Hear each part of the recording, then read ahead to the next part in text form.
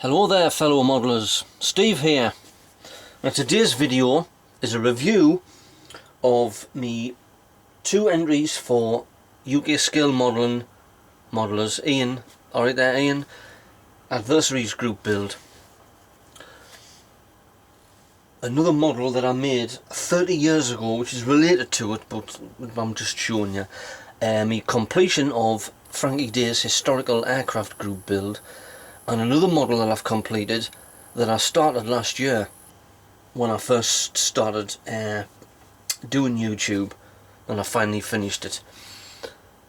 So we'll start off with me entries for Ian's Adversaries group build. Now I was watching his entries last night and he's doing the, if I can pronounce it right, the Polikarpov I-16, flying for the Republican Air Force in the Spanish Civil War against the Me-109B, flying with the Condor Legion, which was basically German and Italian.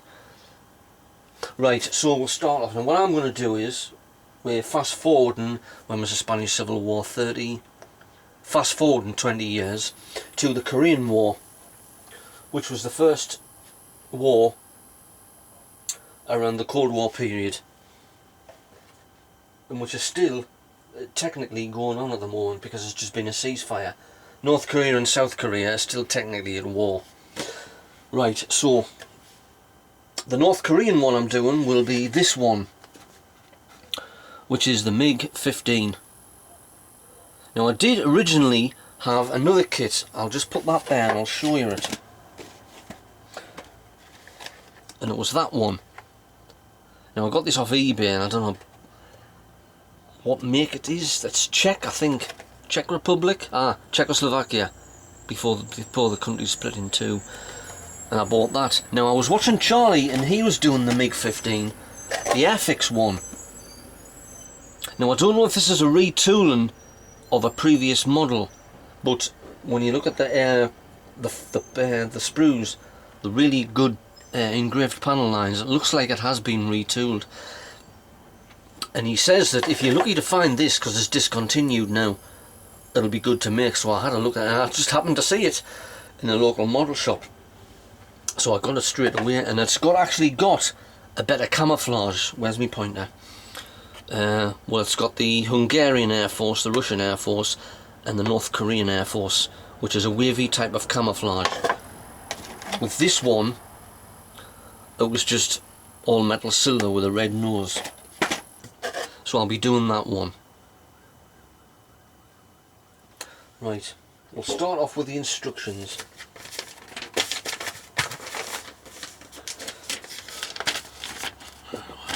Typical Airfix.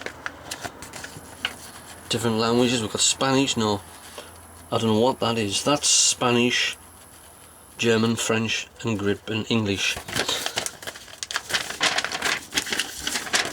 And it takes 10 stages to build it.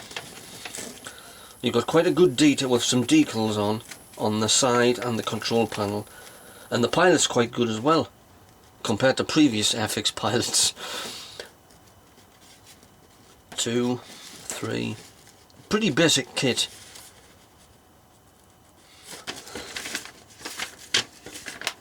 And you've got there the Russian Air Force, about 1950s, and that one which is the Democratic People's Republic of Korea Air Force. Now it's got aircraft believed, I don't know if you can see this, to have been flown by LP, I can't pronounce that name, but there was a lot of rumours that some of the MiG-15s were actually flown by Chinese and Russian pilots. And there's the Hungarian Air Force. And we'll have a look at the markings. They look good. And there they are. There's the Russian Air Force, the Hungarian Air Force and the North Korean Air Force, which is what I'll be doing. And it's got look at a close-up of it. Quite a good decal for the control panel. And bits of bobs with what Lenny calls Justin Bieber markings, because they are a pain in the butt. Right, Well, here's the clear spew. This looks quite good. In the clear, the plastic bag to keep it from any scratches, and I can't see any at the moment at all. Yeah, that's it. Here's the first one that's got the two fuselage halves on. I don't know if you, there you can see now. You can see engraved panel lines. It's really good, fantastic. I think it is a new tool, but it doesn't have much detail for the inside, unless the detail is on the pod, what goes in there. But that's that there. And here's the two top wings, tail planes. That is the air intake at the front and there. The wheels, quite a good detail on the wheels. Even the undercarriage doors, they have quite a good detail on as well. I think that's the guns with cannons.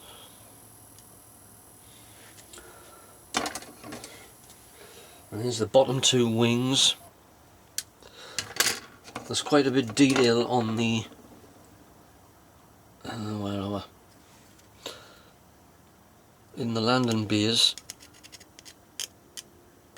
Bit of dry brushing. I haven't tried that really yet.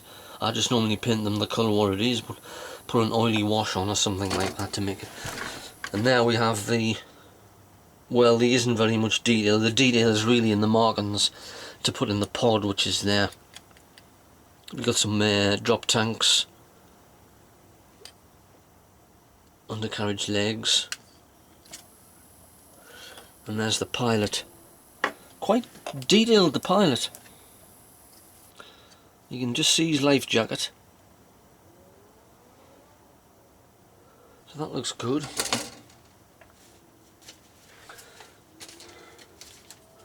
Put that on there. And we'll go with its adversary, which is this. And this is a PM model which was made in Turkey, but it's discontinued. I got this off eBay.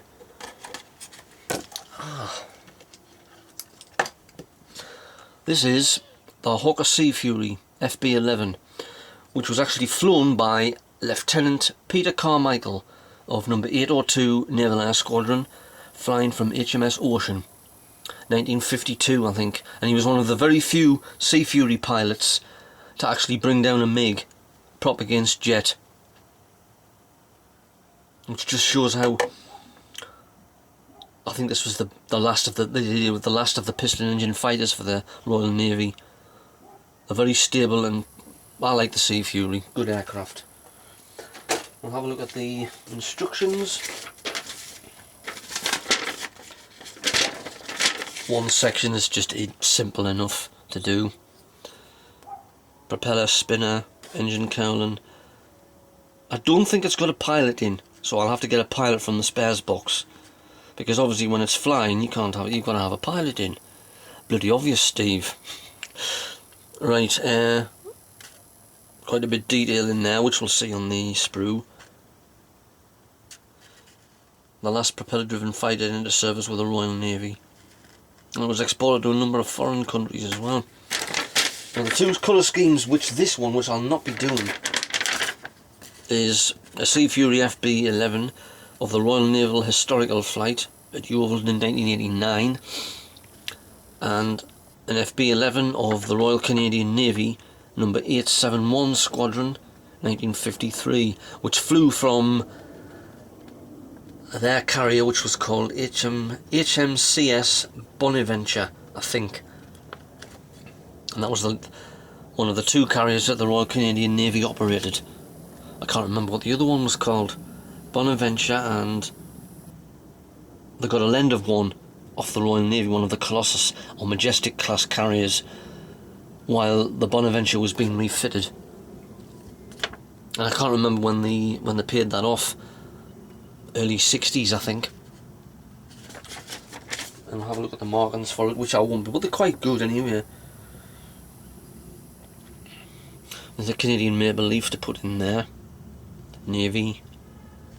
Upside down, and that's the one for... I'll use some of them, but you've got to get the markings, which I've got a photo off the internet to match Peter Carmichael's aircraft,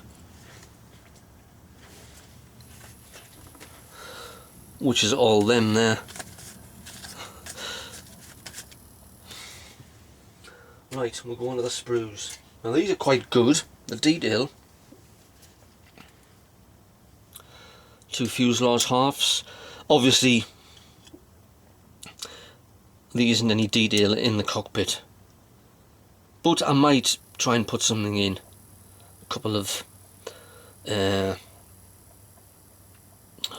wirings or something. It depends really, because you'll not really be able to see it because it's such a small cockpit. Put that over there. And the wings, now there's quite a bit of detail in the undercarriage bays. You can see here and there, that's quite good. Engraved panel lines, which are very good.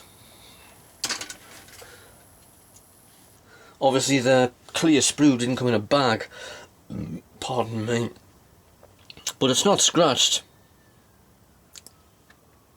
It looks okay. And here's the last one, which is the propeller hub, the engine cowling. I don't know whether Peter Carmichael's aircraft had these on. I'll have to look up. The wheels are quite good, a bit odd, but there's no detail on the undercarriage covers either. I might do something with that, I don't know. And that's that one there. Now here there's a Sea Fury that I scratched built, just to digress from there, but it's a Sea Fury that I had.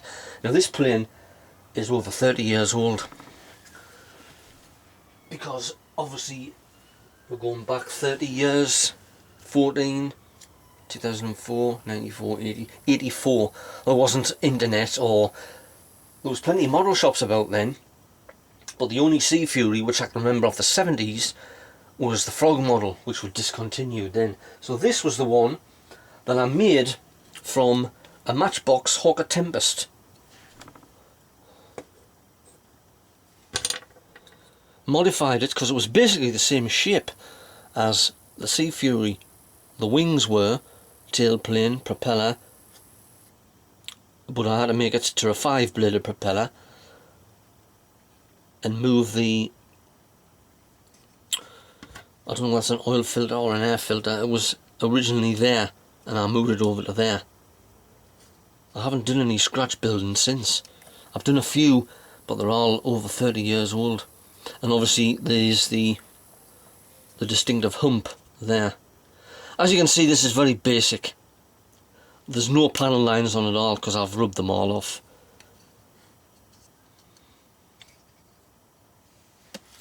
But it's quite good. I've had that for years. You can see it there. It's obviously finished in Korean markings with the invasion stripes on. I don't know where the R is. That's normally associated with HMS Ark Royal. And I don't think that got launched till 1955, well after the Korean War finished. So we'll put that there. And that's my 2 entries for the Adversaries group build. Now I know there's a lot of other people doing it. I think Charlie's doing, I think it's a Mustang, an F-51 Mustang, and I can't remember what his other one is. I'll have to have a look on Ian's channel to see what other ones is doing it. Right, now Frankie Day's historical aircraft group build, which finished on the 1st of August, which was last Friday, but I got the markings on over the weekend of the Bell X1, and there it is. I'll put it on me, what Frankie calls his Lazy Susan.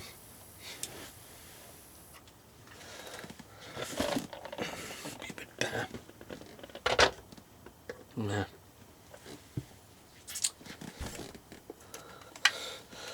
And there it's finished there. This was quite a good kit to build, very easy, and it did have the option of doing it clear.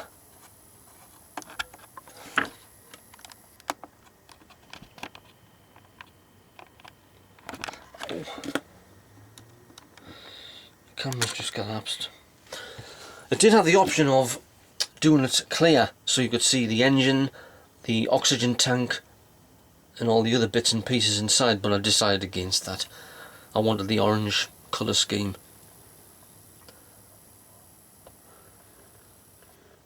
If you look underneath,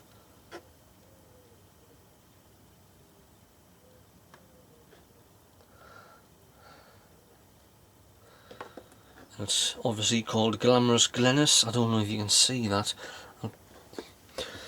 which was what Chuck Yeager named all these aircraft after his wife, as far back as his P-51 when he flew in the United States Army Air Force during the Second World War.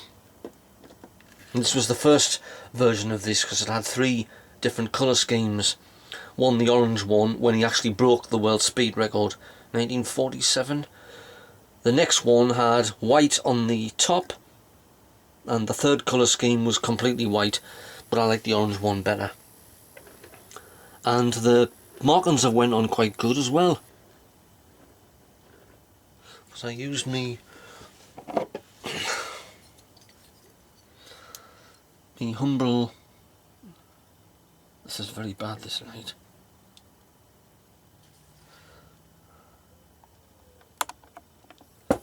Me humble. There, the light's on now. Humble Deagle fix, which has proven very good. So that's there. And this is another one that I've finished, which I started last year when I first started doing YouTube, and I finally finished it. And it's that. It's a Douglas Boston.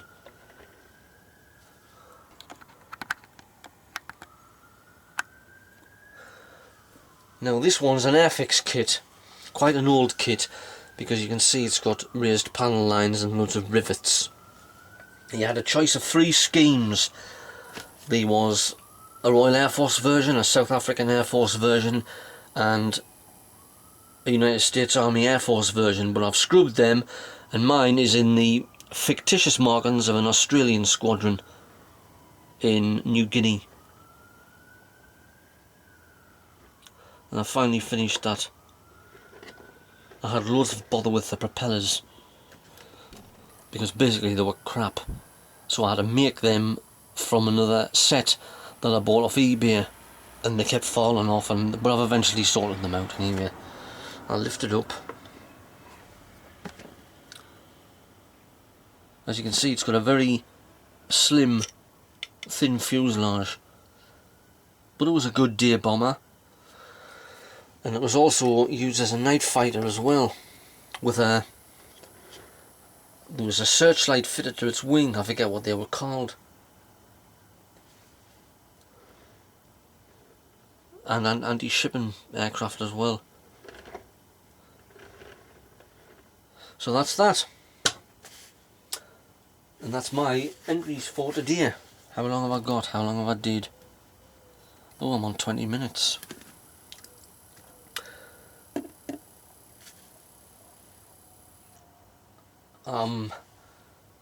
With Cohen's group build, his Curse group build, the Stuka is about half painted, and the tank is half painted, and I've got to sort the diorama out yet. I was actually watching Mike. Hi there, Mike. His diorama is fantastic, with that railway line on. Utterly fantastic. Even, and I put on my message, even at this early stage it still looks great. And I like the way he's incorporated the railway line into it. That's going to look great when it's finished. And I think I know Ian said it, that I think I speak for everybody else that we're all sad that Mike's leaving the YouTube channel. But he has his reasons, and I'm sure we can all respect that. So that's just mine in, but you will be missed.